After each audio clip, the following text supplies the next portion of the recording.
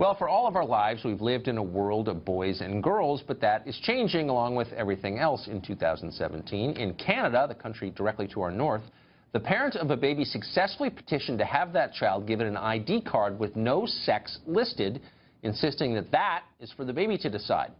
Things may not stop there. They probably won't. The Gender-Free ID Coalition is calling on the Canadian government to eliminate sex and gender classifications for all children throughout that country.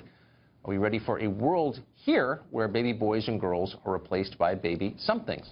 Nell Given-Daly is a psychotherapist, and she joins us tonight. Nell, thanks a lot for coming on. Thank you so much, Tucker, for having me. It's a pleasure. So these are questions that didn't exist like 18 months ago. Homo sapiens have been around 300,000 years, and for the most part, it was kind of obvious who the boys and girls were. But we've decided in a very short period of time that none of that is real, and we're changing it, because why? Well, to be honest with you, we believe that people who are considered intersex, people who are born with both sets of genitalia, have existed throughout human history. For sure. So the federal government just released a study in 2016 that 1.4 million people now identify themselves as transgendered, and Canada isn't the only place that's doing this. Legislation was just introduced in Washington, D.C.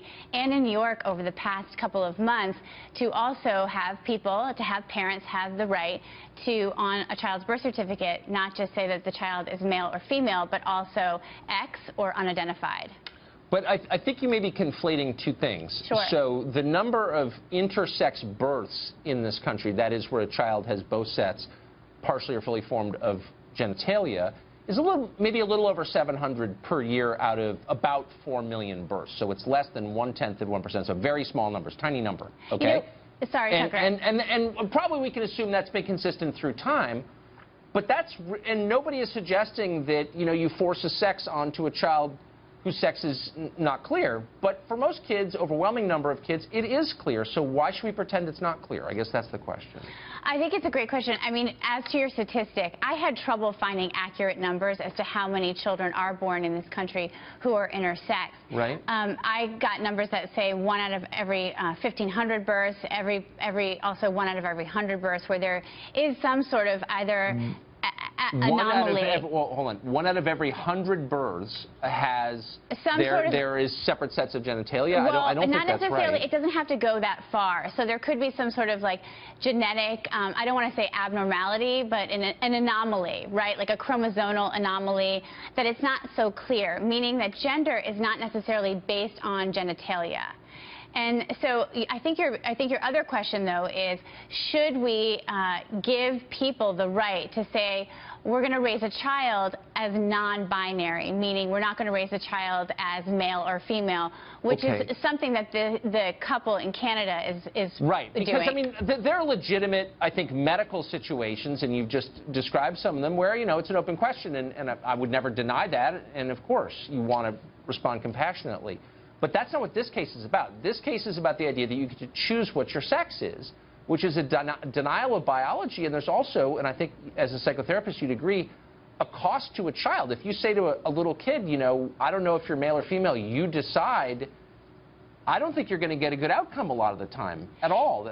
That's why people have never done that through human history. You know what, the couple that is, or the person who's deciding to do this with their child up in Canada, the point, I spoke to them on the phone, the point that they are making is that this child is a spiritual being having a human experience, not a human being having a spiritual experience. So it's actually a very spiritual endeavor.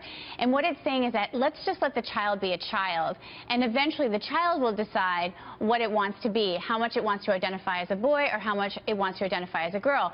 And this person is also saying that it's not that I'm not going to raise a child as a girl or a boy. I'm just going to say to the child, you just be a child, just be an individual for a while. Let's not have the government interfere with who you are. Let's not put a set of preconceived notions about who you are onto you. Let's just let you develop as a human being, and eventually you can decide whether or not you want to be a boy or girl or non-binary. Yeah, but you can't actually decide, and I'm for choice, and there are a lot of biological realities that I'm sad about, that I would change about I'm sincere, that I would change about myself, and so I'm not attacking anybody, but don't you think that biological reality matters, and lying to kids and telling them, actually you could be 6'7", or you could have blue eyes instead of brown, or whatever. I mean, those are lies, and it's never a good idea to lie to kids, is it? I don't think it's a lie. I think it's actually giving children more information at a younger age than we traditionally have. Right? So it's like, I'm going to give a comparison. It's like raising a child to not assume that they're heterosexual. Right? The way I've raised my children is to say, like, I don't know what they're going to be, and I'm not just going to assume that they're gay or they're straight. I just give them lots of information, expose them to lots of people. There's a difference here, because whereas, you know, we don't know a lot about the biology of homosexuality, we know a lot about the biology of sex, because we know that it begins on the chromosomal level. Like, there's a science piece to this that's being ignored by people who I thought believed in science. So that's why I'm a little bit confused. I don't think it's being ignored. I think what we're seeing, though, in the federal study and what's come out in terms of the Census Bureau is that if 1.4 million people don't identify with the gender marker that they were given at birth, we have to take note of that and say what's going on, that there's a fluidity about gender, and it's not necessarily rooted in biology. Why does that not extend to race? Tell me what you mean by that. You're going to have to explain that one to me. If I can say I'm a woman, why can't I say I'm a Chinese woman and be taken every bit as seriously? And I'm not mocking you. I'm making a sincere point, and it's a sincere question. What's the difference?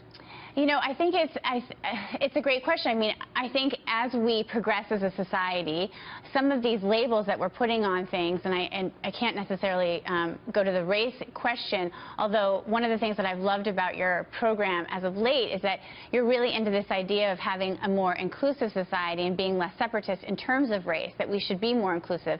And I think that that's what we're saying. We're creating a space at the table for people to be, to have optionality in terms of how they want to identify themselves. Okay. Well, as long as we're still science-based, then, you know, as a child of the Enlightenment, it's not taking science off the table. It's just saying, can we look at it from another perspective? Okay. Now, thanks for coming on tonight. Thanks, Tucker, so much for having me. I appreciate it.